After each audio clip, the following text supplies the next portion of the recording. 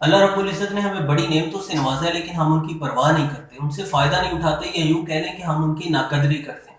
हमने अपना मिज़ाज ही ये बना लिया कि सेहत के मुतल्लिक़ कोई भी परेशानी होगी तो शायद वो सिर्फ़ दवा से ही ठीक होगी, जबकि ऐसा बिल्कुल नहीं। ग़िज़ा ही हमारे बदन का ईंधन है, फ्यूल है। ग़िज़ा ही से हमारी तवानाइयाँ बहाल रहती हैं, बरकरार रहती हैं, हमारे जिस्म को क़ुव्वत मिलती है। दवा की अहमियत और ज़रूरत है, लेकिन दवा का काम सिर्फ़ इतना है कि वो तबीयत की मुआवनत करती है, मदद करती है, उसे सँभलने में उसका साथ देती है बस। यानी दवा लास्ट ऑप्शन है, जब इंतहाई ज़रूरत महसूस हो तब दवा का इस्तेमाल किया जाता है। जबकि अमूमी तौर पर हम ग़िज़ा के मामले में गफलत का शिकार। बहरहाल, ग़िज़ा की अहमियत पर मैं पहले भी बारहा बात कर चुका हूँ।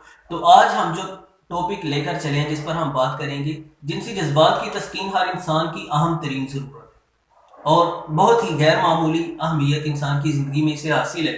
हर कोई चाहता है कि वो लम्हात खुशगवार बने, उसे एम्बेरसमेंट का सामना ना हो, परेशानी का शिकार ना होना पड़े। लेकिन अक्सरियत लोगों की सूरत इंजार वगैरह के मसाइल की वजह से बहुत परेशान है, जिसके पीछे एक बड़ा किरदार रॉन्ग इन्फॉर्मेशन है, लैक ऑफ नॉलेज है।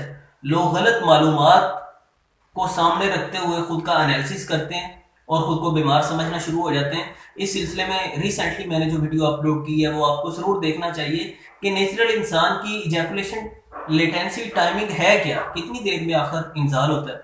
और फिर आप देखिए कि क्या आप वाकई मरीज हैं या आप सिर्फ गलत फहमी का शिकार थे। ये भी चीज़ है। और दूसरा, कुछ ग़िज़ाई फैक्टर्स हैं, हम ग़िज़ा के मामले में बहुत ही अनहेल्थी खाते हैं और लापरवाही का शिकार है। तो इस वीडियो में मैं कुछ ग़िज़ाएँ आपके सामने रखने वाला हूँ, जिनके साथ आपका सूरत इंजाल का प्रॉब्लम सोल्व हो जाएगा, ख़त्म हो जाएगा। आर्टिफिशियल ग़िज़ाओं से एक तो आपने परहेज़ करना है, ऑयली चीज़ों से, तेज़ मिर्च मसाला से परहेज़ करना है, फास्ट फूड, कोल्ड ड्रिंक्स वगैरह से परहेज़ करना है, और उसके साथ साथ ये कुछ ग़िज़ाई तदाबीर इख्तियार करनी है जो यकीनन आपके लिए फ़ायदेमंद साबित हो।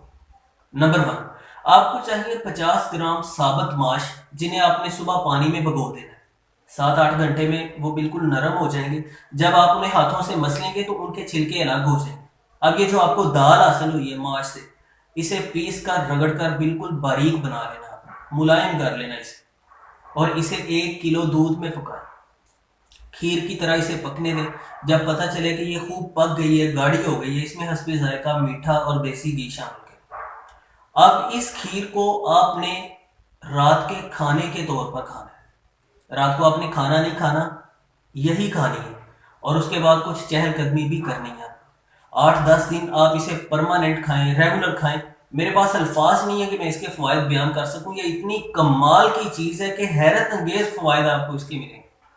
सीमन में गाढ़ापन पैदा करती है, स्पर्म्स को कुव्वत देती है, मोटिलिटी जिन लोगों की कम वो मोटिलिटी को बहुत ज़्यादा बेहतर कर देती है, ओवरऑल बदन के स्टेमिना को बहुत बूस्ट अप करती है, जिनसी अज़ा के फेल में जो कमज़ोरी हो उसका खात्मा करती है, शहवत वगैरह के मसाइल, सूरत इंजाल वगैरह के मसाइल को ख़त्म करती है। ये बहुत ग़िज़ाइयत से भरपूर एक कमाल की चीज़ है जिसके कोई मुज़िर असरात नहीं। नंबर दो, आपको चाहिए आधा किलो के करीब दूध, आधा किलो से ज़्यादा हो सकता है। 3-4 केले उसमें डालें, 8-10 खजूरें डालें उसमें। अगर आपको दूध से प्रॉब्लम है, सोफ़े मैदा वगैरह का जिनको प्रॉब्लम होता है, उन्हें दूध से तबखीर की शिकायत हो जाती है, तो आप कोशिश करें कि भैंस के दूध की बजाय गाय का दूध अरेंज कर लें। वो जूद हजम होता है, वो उससे कुछ लतीफ़ होता है, नफास नहीं होता, उससे आपको वो परेशानी नहीं होगी। और इसी तरह अगर आपको केले से बलगम का, गले में खराश का मसला बनता है, तो आप खजूरों को ज़्यादा रख लें, यानी इनका जब तनासुब हो तो उसमें खजूरों को मज़ीद ज़्यादा कर लें आप। ये दूध, केले और खजूर का शेक आप नाश्ते के तौर पर पीना शुरू करें। इसका भी रेगुलर इस्तेमाल बे इंतहा फ़वाइद का हामिल है। अकेली अकेली चीज़ के मैं फ़वाइद पर बात करूंगा तो बहुत लंबी हो जाएगी। नंबर 3, आपको चाहिए मगज़ बादाम और मगज़ तरबूज का सफूफ, यानी ये दोनों आप बराबर लें और इनको पीस लें। सुबह शाम नीम गर्म दूध पिए जब आप, तो 3-4 चम्मच ये उसमें हल करके ये पीने शुरू कर दें। ये सूरत इंजाल के खात्मे के लिए एक बहुत बेहतरीन चीज़ है। यानी ये जो मैंने आपके सामने स्टेप वाइज दर्जा बदर्जा 3 चीज़ें रखी हैं, सबसे ज़्यादा फ़वाइद जो पहला ऑप्शन है उसके, वो तो बे इंतहा फ़वाइद की हामिल चीज़ है। अगर आपके लिए वो नामुमकिन है, पहली तो बात यह है कि जिसे ज़रूरत होती है, जो किसी चीज़ का ख्वाहिशमंद होता है, वो उसके लिए कुर्बानी दे लेता है, वक़्त निकाल लेता है, मैनेजमेंट कर लेता है। बहरहाल अगर वो आपके लिए नामुमकिन है तो आप दूसरा ऑप्शन इख्तियार कीजिए, अगर वो भी आपके लिए मुश्किल है तो आप तीसरा ऑप्शन इख्तियार कीजिए और अल्लाह रब्बुल इज़्ज़त की नेमतों से फ़ायदा उठाइए। अगर आपको ग़िज़ाई तदाबीर इख्तियार करने के बावजूद कोई फ़ायदा नहीं हो रहा, तब आपको मेडिकेशन की ज़रूरत है, तब आपको काउंसलिंग की ज़रूरत है, तब आप किसी फ़िज़िशियन से कंसल्ट करें, अपने प्रॉब्लम के बारे में डिस्कस करें।